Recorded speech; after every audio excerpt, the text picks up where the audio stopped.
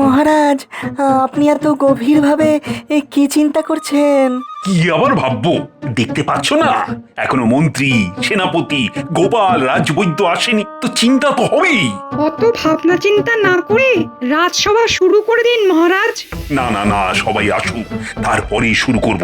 সবাই না আসলে কোনো কাজের কথা বলাই যায় না, তাই অপেক্ষা করি।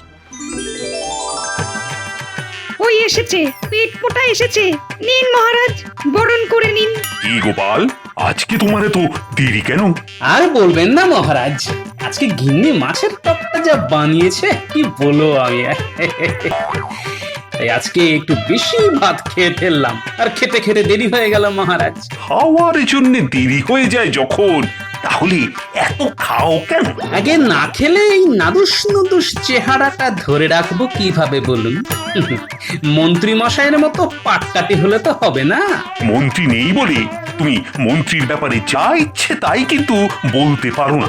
ওই ওই এতক্ষণে সেনাপতির আসার কথা মনে হলো। মহারাজ, মহারাজ সর্বনাশ হয়ে গেছে মহারাজ। সর্বনাশ? কি সর্বনাশ? মহারাজ, মন্ত্রীমশাই খাট থেকে পড়ে গিয়ে কোমর ভেঙে ফেলেছেন, আর মাথাতেও চোট পেয়েছেন। সে এমন চোট যে বাক শক্তি হারিয়ে ফেলেছেন, কোনো কথাই বলতে পারছেন না।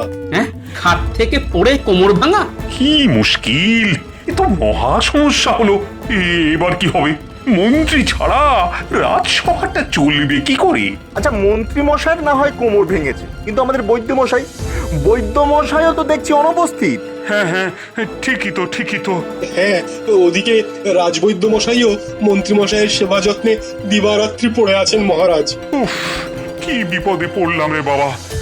বৈদ্য না হয় হলো, কিন্তু এই মন্ত্রী ছাড়া রাজ্য চালাবো কি করে? মহারাজ, আমি বলি কি, আপনি বরং এই আপদকালীন সংকটের সময় গোপালকে মন্ত্রী করে দিন। এমনিতেও আপনি যাই সমস্যায় পড়েন না কেন, তা তো গোপালই সমাধান করে দেয়। হ্যাঁ, না না, গোপাল আর মন্ত্রী, তা কি করে হয়? মানছি গোপাল রাজসভার সভাসদ, কিন্তু পূর্ব ইতিহাস একটু নাড়াচাড়া করে দেখলে তো বোঝাই যায় যে গোপাল একজন নাপিত ঘরের ছেলে। নাপিত ঘরের ছেলে তো কি হয়েছে? মানুষের যোগ্যতাই মানুষের পরিচয়। হ্যাঁ, তুমি তো শুধু নামেই এই রাজ্যের সেনাপতি। আজ অব্দি কোনোদিন কোনো যুদ্ধ করেছো বা যুদ্ধে জিতে এসেছো? উফ, একদম জোকের মুখে নুন পড়েছে। বেশি কথা বলো না বিজ্ঞানী, একটা ভাঁড় কখনো মন্ত্রী হতে পারে না। এই তোমরা থামো তো একটু। উফ, এখন আমাদের সবার আগে যা করা দরকার সেটা বলো। মহারাজ, আমার মনে হয় আমাদের এখন প্রথম কাজ হওয়া উচিত একবার মন্ত্রী মশাইকে সচক্ষে দেখে আসা, যে তিনি কেমন আছেন। এই তো এটা তুমি একদম ঠিক কথা বলেছো। চলো সবাই মিলে গিয়ে একবার মন্ত্রী মশাইয়ের সাথে দেখা করে আসি।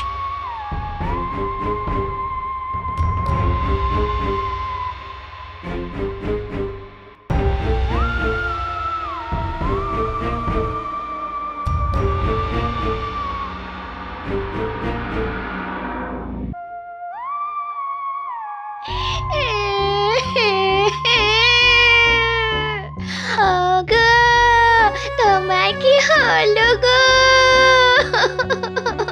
তুমি কথা বলছো না কেন গো? ও গো,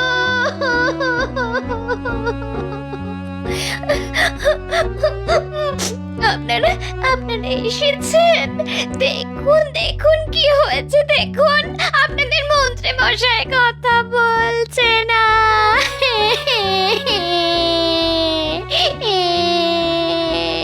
কি মন্ত্রী মশাই, কিছু তো বলুন। দেখলেন তো মহারাজ, আপনি দেখুন এবার আমি কি করব। কি, এই তো দেখছি মন্ত্রী মশাই বোয়াল মাছের মতন শুধু মাঝে মাঝে মুখ খুলছেন আর বন্ধ করছেন। এই ফাজলামি বন্ধ করো গোপাল, এই সমস্যার সময় তুমি মস্করা করছো। আচ্ছা বোমা, রাজবৈদ্যকে তো দেখছি না, তা উনি কোথায়? রাজবৈদ্য মশাই একটু দুপুরের খাবার খেতে নিজের বাড়িতে গেছেন। অনেক চেষ্টা করেছেন, কি যে হবে কে জানে। বলছিলেন সেরে উঠতে মাসখানেক তো সময় লাগবে। হ্যাঁ হ্যাঁ, তা তো বটেই। ঠিক আছে ঠিক আছে, তুমি কোনো চিন্তা করো না বৌমা। আমি তোমায় আশ্বাস দিচ্ছি যে যতদিন না মন্ত্রী পুরোপুরি ঠিক হচ্ছে ততদিন রাজবৈদ্যই রাজসভায় না এসে এইখানে মন্ত্রীর চিকিৎসারত থাকবেন। ধন্যবাদ মহারাজ। ও মন্ত্রীমশাই, মন্ত্রীমশাই, আপনার কি হলো মন্ত্রীমশাই? এভাবে আপনারা কাঁদবেন না, তাতে উনি আরো ভেঙে পড়বেন। হ্যাঁ হ্যাঁ, ঠিক বলেছ বৌমা। আমাদের ভালো কথা ভাবতে হবে। এটা অবস্থা দেখছি, তাতে তো যদি সেরেও ওঠে তাতেও তো কয়েক মাস। কিন্তু এই এতগুলো দিন আমি কাকে মন্ত্রী করব? মহারাজ, মন্ত্রীমশাইয়ের যদি আপত্তি না থাকে তাহলে একবার জিজ্ঞেস করো না গোপালকে মন্ত্রী করবেন কিনা। হ্যাঁ, উনি উনি বোঝাতে চাইছেন না না, একদম না। এই দেখো তো মন্ত্রী বোধ হয় ইশারায় কিছু একটা বোঝাতে চাইছে। এই, কি চাইছে কি মন্ত্রী? উনি একটা কাগজ আর কলম দোয়াত আনতে বলছেন, আমি নিয়ে আসছি। এই তো, এই যে, হ্যাঁ, লিখুন লিখুন। কি লিখেছে দেখি। মহারাজ, ওই পেট মোটা গোপালকে ভুল করেও মন্ত্রী হতে দেবেন না, তাহলে রাজ্যের অনিষ্ট হয়ে যাবে। যদি এই কদিনের জন্য কাউকে মন্ত্রী করতেই হয় তাহলে কৃষ্ণনগরের বিচক্ষণ বুদ্ধিমান ব্যক্তি ভগবানকে মন্ত্রী করুন, যে যথেষ্ট বেশি মাথায় বুদ্ধি রাখে। না না, গোপালের থেকে আর বেশি বুদ্ধিমান কে হতে পারে? দেখুন, আমার বিন্দুমাত্র লোভ নেই ওই মন্ত্রিত্ব পদের জন্য। তবে মহারাজের কাছে আমার একটাই অনুরোধ, এমন লোককে আপনি মন্ত্রী হিসেবে আনুন যাতে তার দেওয়া মন্ত্রণা যেন যন্ত্রণা না হয়ে যায়। ঠিক আছে, মন্ত্রী যখন নিজেই বলেছে ভগবানকে এই আপৎকালীন মন্ত্রী করার জন্য, তখন তাকেই করা হবে। কি বলো সভাসদগণ? ঠিক আছে সেনাপতি, তোমার উপরই তাহলে দায়িত্ব থাকলো। তুমি ভগবানকে আজকে বিকেলে আমার সাথে দেখা করতে বলো, আমি ওকে সব বুঝিয়ে দেব। আচ্ছা মহারাজ।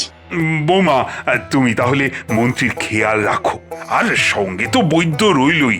দেখো মন্ত্রী নিশ্চয়ই তাড়াতাড়ি সেরে উঠবেন। তাহলে আমরা এখন আসি।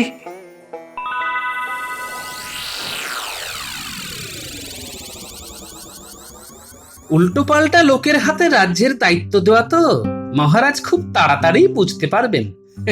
আরে বাবা, আমি না হই একটা ভালো লোককে তো মন্ত্রী করাই যেত। কি হয়েছে বলো তো? তুমি তখন থেকে এদিক ওদিক করছো। চিন্তায় গিন্নি, চিন্তায়। রাজ্যের কত বড় সর্বনাশ যে হতে চলেছে কে জানে। কে না কে ভগবান, হবে কিনা মন্ত্রী। এতে তোমার তো রাগারাগির কি আছে?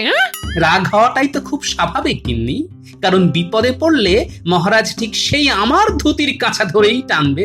ঠিক আছে, সে যখন যা হবে দেখা যাবে। এখন তুমি চুপচাপ খেতে বসো তো দেখি, আমি খাবার বাড়ছি। বসো।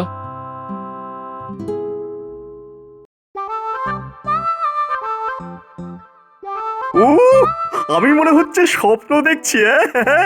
এই ভগবান হবে কিনা মন্ত্রী। এবার শুধু দু হাতে কামাবো।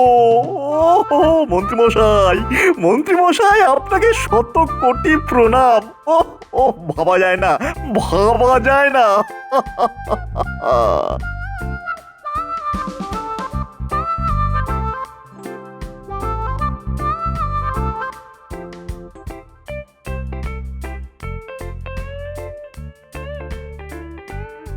মহারাজ, ভগবান আপনার সাথে দেখা করতে এসেছে। ওহ, চলে এসেছে? তাহলে পাঠিয়ে দাও। আপনি আমাকে ডেকেছিলেন মহারাজ? হ্যাঁ ভগবান, শোনো, আমাদের রাজসভার মন্ত্রী এখন ভীষণ অসুস্থ, তাই তোমাকে ওর অবর্তমানে ওর পদ সামলাতে হবে। এ তো আমার পরম সৌভাগ্য মহারাজ। কাল তাহলে সকাল সকাল রাজসভায় চলে এসো। সেখানেই আমি তোমার নতুন মন্ত্রী হওয়ার কথা সকল সভাসদদের সামনে ঘোষণা করব। দেখো আবার যেন দেরি করো না।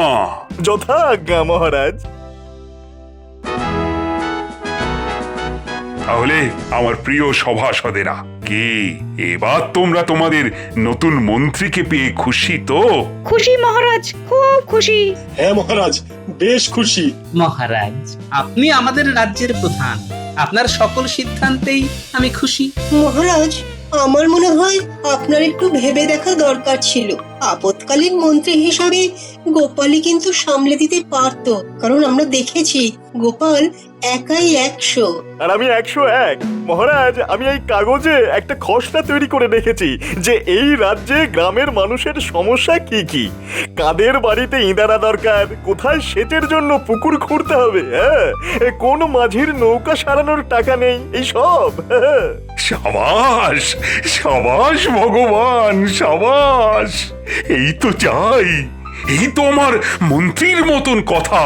তাই আমিও এখন সকল সভাসদদের সামনে এই ঘোষণা করছি যে আজ থেকে ভগবানই মন্ত্রীর পদে নিযুক্ত থাকবে, যতদিন না আমাদের মন্ত্রীমশাই পুরোপুরি সুস্থ হয়ে যায়। মহারাজ, এই মুহূর্তে আমার মাথায় আমি একটা কবিতা রচনা করেছি। রচনা করেছ যখন, তখন আর দেরি কেন, বলি ফেলো। সবাই বলো সমস্বরে, জয় ভগবানের জয়, পরাণ খুলে ডাকলে পরে ভয় করবে জয়। অসাধারণ অসাধারণ।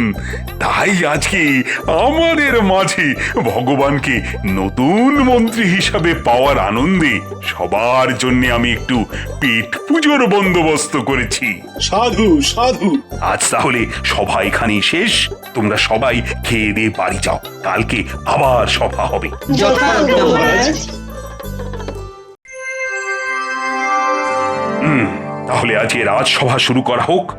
প্রথমেই বলে রাখি, মন্ত্রী ভগবান, তুমি গতকাল আমাকে যে একটা খসড়া করে দিয়েছিলে, সেই অনুযায়ী আমি লোকজনকে কাজে পাঠিয়ে দিয়েছি রাজ্যে কার কি সমস্যা সেটা দেখার জন্যে। ধন্যবাদ ধন্যবাদ মহারাজ। মহারাজের জয় হোক। বলো সেপাই, কি বলতে চাও? মহারাজ, আপনার সাথে দুজন বণিক দেখা করতে চান, তাদেরকে কি পাঠিয়ে দেব? হ্যাঁ হ্যাঁ, পাঠিয়ে দাও পাঠিয়ে দাও।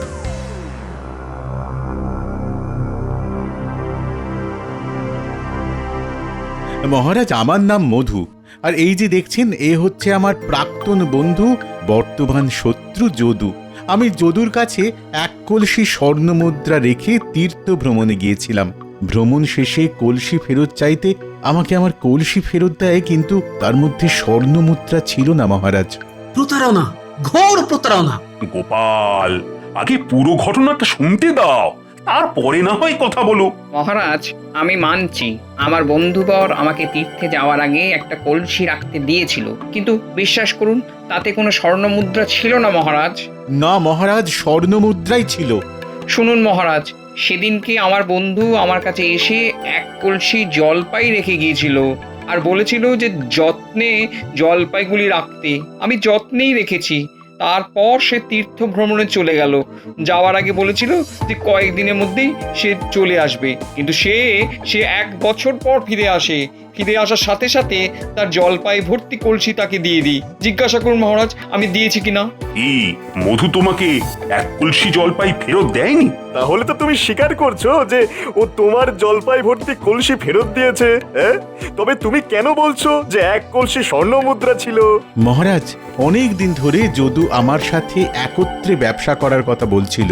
আমি তাই একটা পরীক্ষা করছিলাম যে বন্ধুর প্রতি বিশ্বাস করতে পারবো কিনা, কারণ ব্যবসার মূল কথাই হলো বিশ্বাস। তাই আমি কলসির ভেতরে স্বর্ণ মুদ্রা রেখে ওপরে কিছু জলপাই রেখে দিই, আর ওকেও বলে যাই যে জলপাই রেখে গেলাম। তারপর আমি তীর্থে তীর্থে ঘুরতে থাকি। বছর ঘুরে যায় ঘরে আসতে। এসেই আমি যদুর কাছে আমার কলসি ভর্তি স্বর্ণ মুদ্রা চাই। মিথ্যে কথা, ও এসে বলে আমার জলপাইগুলি ফেরত দাও। বলো, তাই বলেছো কিনা বলো। যেহেতু আমি ওকে স্বর্ণ মুদ্রার কথা বলিনি, তাই বলেছি জলপাই ভর্তি কলসি ফেরত দিতে। কি মুশকিল হলো বলো তো, জলপাই স্বর্ণ মুদ্রা, আমার মাথাটা তেমন ঘুরছে। কে কাকে ফাঁসাচ্ছে কে সত্যি বলছে কি মিথ্যে বলছে কিছুই তো বোঝা যাচ্ছে না। মহারাজ আমার মনে হয় আপনার এখন বিশ্রামের প্রয়োজন। হ্যাঁ আচ্ছা আচ্ছা, তোমরা দুজনে কালকে এসো। হ্যাঁ, কাল এর বিচার হবে। হ্যাঁ। না, আমাকে যে করেই হোক এই সমস্যার সমাধান করতেই হবে। কদিন ধরে বেশ অপমানিত হয়েছি। মানছি আমি নাপিতের ছেলে, কিন্তু সেই নিয়ে এত কথা না। আমাকে এক্ষুনি মধুর বাড়ি যেতে হবে।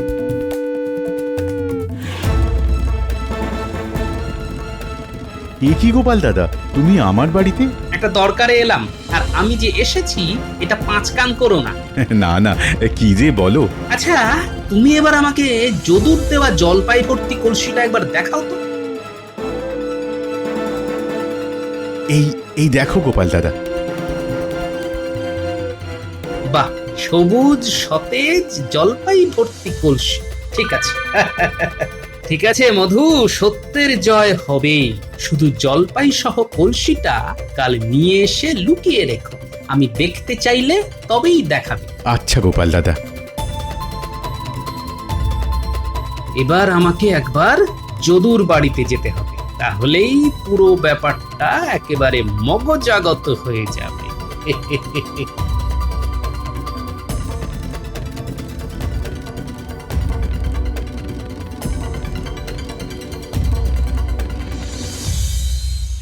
ওই গো, যদু আছো নাকি? এ কি গোপাল, তুমি আমার বাড়িতে কেন এসেছো?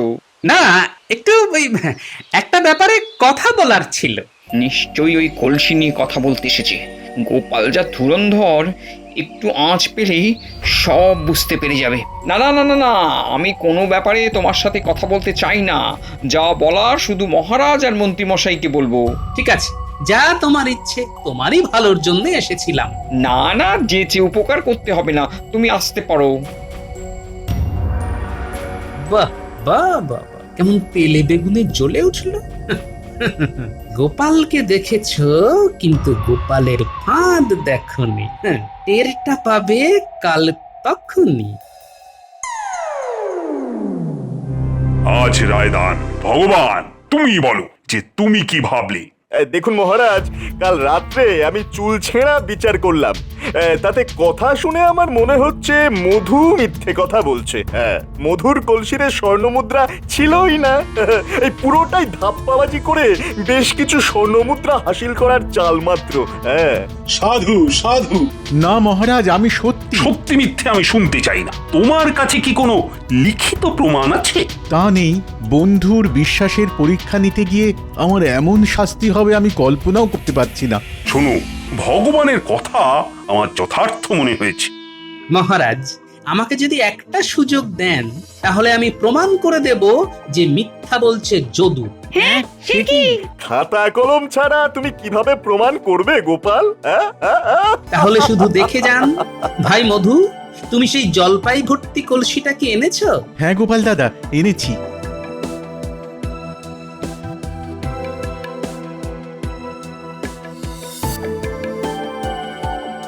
এই কলসিটাই তো যদু ভাই? হ্যাঁ, এই কলসিটাই আমাকে দিয়েছিল, আমি এটাই ফেরত দিয়েছি। যেমন দিয়েছিল তেমন জলপাই আছে, বিশ্বাস না হলে দেখে নিন। হ্যাঁ, সেটা নিশ্চয়ই দেখবো। যদু এই সতেজ তাজা জলপাইগুলোই তোমার কাছে রাখতে দিয়েছিল, তাই তো? হ্যাঁ, এইগুলোই। দেখুন মহারাজ, এখানেই প্রমাণ হয়ে যায় কে মিথ্যে কথা বলছে। মহারাজ, জলপাই কি 1 বছর ধরে এইরকম সবুজ আর সতেজ থাকে, না কালের নিয়মে তাতে পচন ধরে? হ্যাঁ, পচন ধরে? তাহলে মধু যদি 1 বছর আগে টাটকা জলপাই দিয়ে থাকে, তাহলে 1 বছর পরে সেই জলপাই টাটকা থাকলো কি করে? সাবাস গোপাল, সাবাস। তাহলে তাহলে দোষী কে? খুব স্বাভাবিক, যদুই দোষী। ওর কাছে মধু নিশ্চিতভাবে স্বর্ণমুদ্রা রেখেছিল, কিন্তু লোভী যদু সেই কলসি খুলে দেখে ওতে স্বর্ণমুদ্রা আছে। তারপর সব স্বর্ণমুদ্রা নিজে সরিয়ে নেয়, আর মধু আসলে ওকে টাটকা 1 কলসি জলপাই ফেরত দেয়। কারণ ভেবেছিল কোনো প্রমাণ নেই, কিন্তু কথার আর বুদ্ধির পেঁচে যে যদু এভাবে ফেসে যাবে সেটা কল্পনাও করতে পারেনি, তাই ওকে কারাগারে নিক্ষেপ করুন মহারাজ। হ্যাঁ, ভুল হয়ে গেছে মহারাজ। আমি লোভের বশে আমি আর প্রতারণা করব না। আমি সব ফেরত দিয়ে দেবো, সব ফেরত দিয়ে দেবো মহারাজ। আমাকে ক্ষমা করে দিন, আমাকে ক্ষমা করে দিন মহারাজ। আমি সব ফেরত দিয়ে দেবো। ফেরত তো তোমাকে দিতেই হবে, কিন্তু অপরাধ করার শাস্তিও পেতে হবে। সত্যি গোপাল, তুমি আবার প্রমাণ করে দিলে তোমার বুদ্ধির কাছে সবাই ছাপোষা। মহারাজ, আমি মূর্খ, আমি ভাঁড়, আমি জনগণকে হাসাই, কিন্তু আমার যোগ্যতা নিয়ে বিগত কয়েকদিন ধরে অনেক প্রশ্ন উঠেছিল, তাই সেটা প্রমাণ করার দরকার ছিল, আর আমি সেটা প্রমাণ করেছি। তাই আমি আর যাই, যদি সম্মান দিতে পারেন তবে আবার ফিরে আসবো। আর চলি। আরে আরে, যাচ্ছ কোথায়? তোমার মতো রত্ন থাকতে আমার যে কোনো চিন্তাই নেই গোপাল। ও গোপাল, আমি যদি তোমাকে কোনো কটু কথা বলে থাকি তার জন্য আমি সত্যিই দুঃখিত। তাই এই নাও গোপাল, তোমার উপহার। তবে এই যে আমার মন্ত্রী ভগবান, এই মন্ত্রী হওয়ার সুবাদে তুমিও এখন গোপালকে দেখে দেখে নিজের বুদ্ধিটাকেও একটু ঝালিয়ে নাও, কি বুঝলে? আগে হ্যাঁ মহারাজ, উফ, আমি ভাবলাম মন্ত্রী হয়ে এসে এখান থেকে বেশ কিছু টাকা পয়সা কামাবো, কিন্তু গোপালের জ্বালায় দেখছি তার হবে না। ঠিক আছে ঠিক আছে গোপাল, এই দানটা না হয় তুমি জিতলে, কিন্তু পরেরটা যে আমি জিতবো। তাই সবাই বলো, জয় গোপালের জয়, জয় গোপালের জয়।